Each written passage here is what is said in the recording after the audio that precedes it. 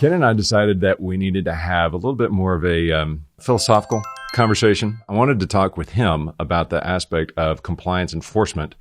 And we've got all of the litany of laws and guidelines and regulations that we have to follow in the mortgage industry specifically. We rarely see anything related to regulatory actions that are being taken around marketing and advertising. There are plenty of laws and guidelines that we can point to say you need to be doing X, Y, and Z, because there's a lot of regulation has been written to govern that. But we rarely ever hear about those $25,000 per instance fines being levied against the bad actors. I'm notorious for anytime a commercial comes on TV, I will pause it at the end so that I can get up close to the TV and read the disclaimer that they put on the end card. Yeah. And just because I'm curious. Yeah. Like, all right, did you include this? All right, no, it's not there. And nothing happens. And those folks don't get busted. Why is that? Such a good question. So first of all, they do get busted, right? So it's just that it's not very public. We see states like Washington, where they're abusing VA, veterans, saying that you're going to get this VA loan, saying you're from the VA, those types of things. We see open immediately. You hate these envelopes say open immediately. It's garbage. Like, there's no reason that you need to open that immediately. These are all things that try to get you to open the envelope. Washington cares and gets it. Social media, Washington goes after. Arizona goes after some of these things as well. New York absolutely is a regulator that you want to watch out for as far as their regulations and their enforcement. Connecticut has always been good in enforcement. The problem is it's just those states that I can point to and say they're doing a darn good job in enforcement.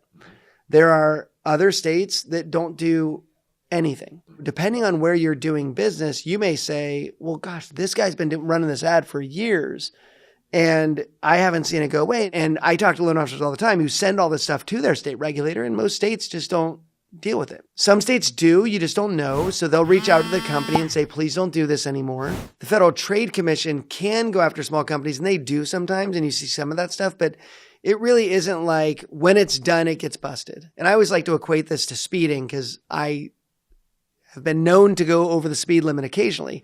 I was in one of those classes. They showed us a list of every red light and speed trap. So I know where they all are. I don't speed over there because I know if I do, I'm getting busted because it doesn't even take a cop. It's going to get caught, right, by this camera. But when you know your likelihood is high of getting busted, you don't do those things. What's the incentive for a bad actor to want to hold themselves accountable? I think that a lot of the violations that we see, some cases can just be chalked up to ignorance or just not knowing better, or thinking, I just want to talk about rates. I just want to, hey, this is what's going on. These are the interest rates that we have. They're not necessarily trying to deceive anybody. They just aren't paying attention to all the litany of things that you have to also include in advertising that.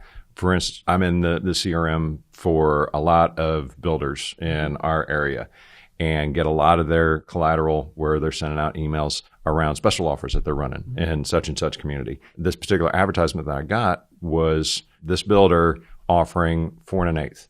Being the mortgage professional who knows these rules, I scoured through it and I sent them back a pretty strongly worded email. I was like, hate to be like Debbie Downer about this. I realize that you're just trying to advertise and sell homes, but you're doing this wrong. I got the next one the following week, still a lot of the same issues. A couple things had gotten fixed, but a lot of the same issues. But gradually over the course of the next couple of months, this particular builder started sending out this communication and it got better and better, like more and more compliant. And I was like, okay, somebody got in their ear. It's hard when you don't see the enforcement. It's why I love enforcement orders. Like, people kind of some people have commented on I'm too happy when people get busted. But I'm happy because it clarifies what we should stop doing. Because for some people, they will not stop doing something unless they know they're going to get caught and punished. And so when I can get a killer case like the one against Freedom last year, they broke down the use of listing tools that are out there and a loan officer paying for a real estate agent to have access to these technology tools.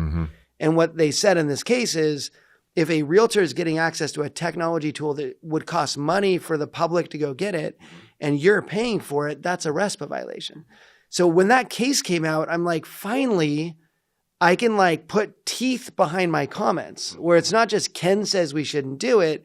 It's no, the CFPB is serious about this. Now, did that change anything? And so when an enforcement order comes out, usually the industry pays attention and then hopefully they change, but no, they didn't. They're still using those companies and they're now at risk. But I will tell you, there was a company in California got hit for $21 million for LO comp rule violations. They had a point bank system. And I got a call from 3 people the next day that are CEOs of companies. The reason they called me is because in that case in California, the owner of the company had to bring out of pocket personal savings, personal checking, not company, $1 million. And the CEOs that are around were like, oh, the CEO had to pay that money? Right. Can you please tell me, how do I make sure we don't do that? And so all of a sudden the care about compliance spiked because somebody got busted. That fine is something they don't want to pay and they want to now do it right.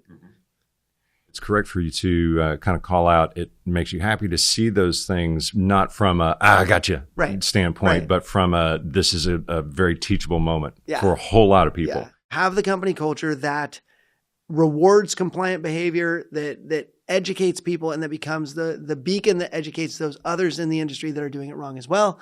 And I think you're way better off that way. Absolutely right.